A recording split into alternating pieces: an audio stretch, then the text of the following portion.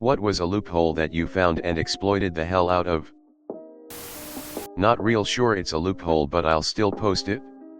I run a recycling center, and when Mountain Dew did the Win a Xbox One with codes under the soda bottle caps, we got a total of 20 Xbox Ones. Every worker got one that year. Also, Casey's Pizza had a thing going that you collect 10 tabs off the large pizza box, you'd get a free pizza. We had free pizzas weekly for years till they stopped doing it.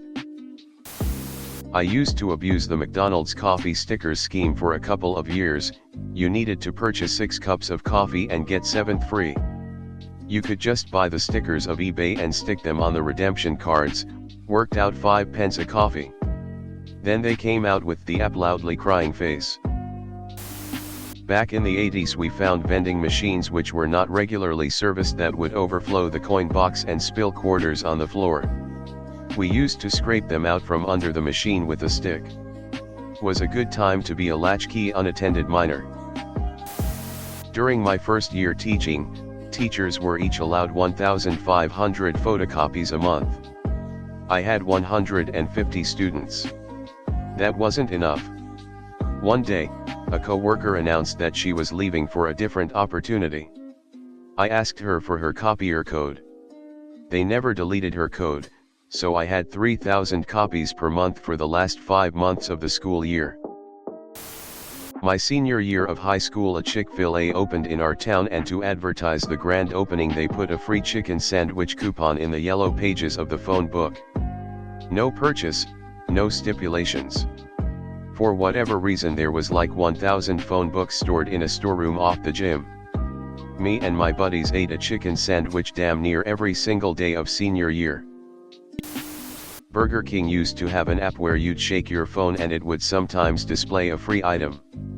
Guy at work write his own app that looked identical to Burger King's, but would only ever show a Whopper meal. Every lunchtime he'd go to Burger King and get a free meal. Older vending machines like the ones in my high school and car wash used to take golden dollars, count them as $1 and then spit them back out. You could buy the whole machine with $1 golden. My friends and I exploited this for 7 months senior year until they swapped all of the machines out. One year our entire family went to the dog track for New Year's Eve. They had a really good dinner deal plus dancing with a great DJ, and of course gambling. At midnight, there was going to be a balloon drop.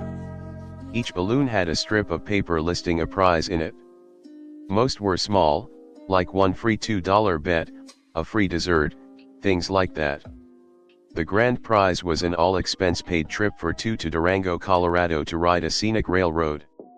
Earlier that evening, I was on the dance floor, and happened to look up at the balloons. One odd thing stuck out to me: you could see the silhouettes of the paper strips inside the balloons. Most were small, around 2 inches long, but one right above my head was at least as long as my entire hand.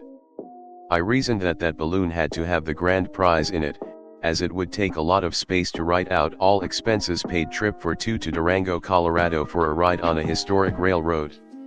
I made sure to mark that balloon, and right as it turned midnight, got directly underneath it and watched it like my life depended on it. I grabbed the balloon, and sure enough, I was correct.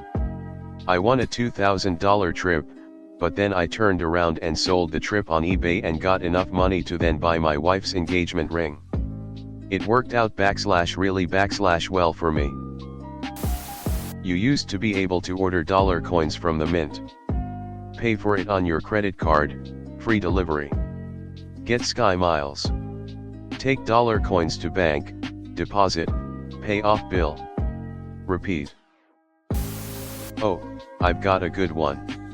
A well-known bank offered a lucrative cashback reward points program for grocery store, gas station, and pharmacy purchases on a credit card they offered.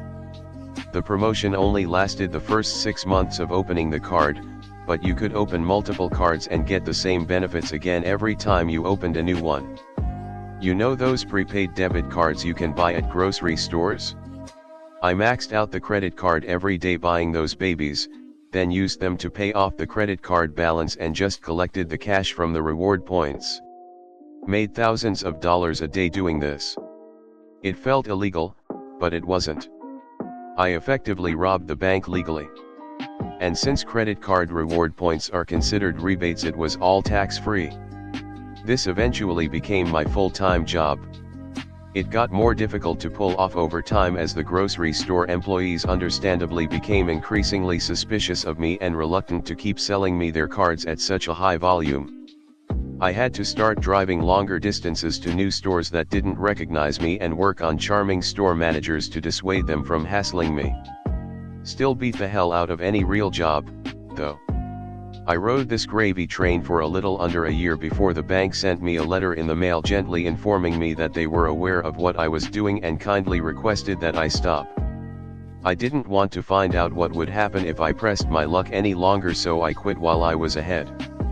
The bank has since closed the loophole. It was a pretty surreal year. I grew a huge beard, was baked at least half the time, ate way too much fast food, and went to the beach almost every day. Ultimately, I was somewhat relieved when it came to an end, but I do have fond memories from that year. From 1980s, found a skibble machine at Chuck E. Cheese that dispensed unlimited tickets, but you had to manually pull them. My pops helped and we slowly pulled out 300 tickets. Back in school, I found if you stuck 2 pennies together, the vending machines would accept them as £1. I had a lot of cheap chocolate and soda. The campground we stayed at when I was a kid had an arcade in the lodge with an air hockey table. I figured out that if you put quarters in and pushed the plunger to start the game just until the air started, you could pull them back out and get a free game. I had that air hockey table running for hours. We had kids lined up around the table. We even did a little tournament. It was so much fun. When my family was about to leave, I told one other kid the trick. Turns out I'm a pretty good judge of character. For 3 years we met back up and ran that air hockey table until one of the campground attendants caught on. The 4th year the table was fixed and cost $1 to play. The arcade was entirely dead. The thing is, kids would always play other games while they waited for air hockey. The campground decided it was better to have a dead arcade that made nothing rather than one that made a little and had free air hockey. That was when I learned the importance of a loss leader. Years ago, my office had a Christmas party at a bar and restaurant in the city. Just dinner and drinks. The service was absolutely atrocious, forgotten orders, wrong orders. When offered a free round to apologize, they forgot to bring the free round. So we clearly complained. Management gave us a call the next morning to apologize and to come in. Myself and a colleague went in and the management gave us a refund for 1 meal and 1 drink, and then gave us a voucher for $100 off the next time we were there. The issue was, this voucher wasn't numbered. It had no date on it. It had nothing to show that it was unique. So, my colleague and I did what every good person who has access to a high-color copier would do. We copied the shit out of it and drank there for free for nearly a year until we both got banned for life. Thanks Jade Buddha in Brisbane. My GF worked at a gas station that had points cards that gave a discount.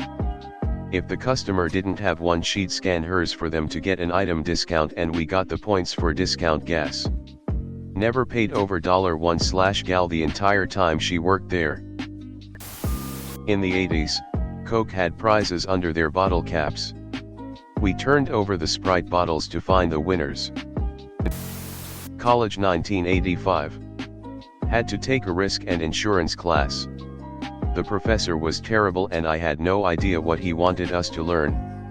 I was a good student and normally I'd figure out in the first week what was needed to pass with a high grade. I was worried, really worried. So I looked in the book and as I recall in the front pages a workbook was available. This had helped me greatly in my accounting classes, so I called the publisher and ordered the book. It was page after page of multiple choice questions for each chapter with a key in back. I memorized the answer to each of those questions. And as you have likely already guessed, the professor used those questions for the exams. I sailed through that class and didn't tell anyone what I'd done so I didn't mess up the curve and make the professor suspicious. Create a new Amazon account by adding a period to your Gmail and get another free 6 months of Amazon Prime. Your order email still comes to the same Gmail as Gmail is period insensitive. A few years ago, a vending machine company, Selecta, started a game where you would scan the barcode of your purchase, every month had a few partnership items, and get points. If you religiously scanned your 2 items every day, you'd get in 3 months enough points for the best gifts, iPads or TVs, things like that. Except, to scan a barcode, you don't need to purchase it, you just need to have it. So if first day of the month you buy the chocolate bar, nothing is stopping you from scanning it again and again. You can even just take a picture of the barcode of the soda drink bottle next time you stop at the supermarket and actually never buy it. And you can make a printable PowerPoint of it, to ease the task. And you can open accounts to family and friends and share the PPT. It lasted a bit more than a year and it was very fruitful. When Pizza Hut first started online ordering, they gave me a code for a free pizza for ordering online for the first time. Turns out the code also worked if you just ordered as guest and kept working.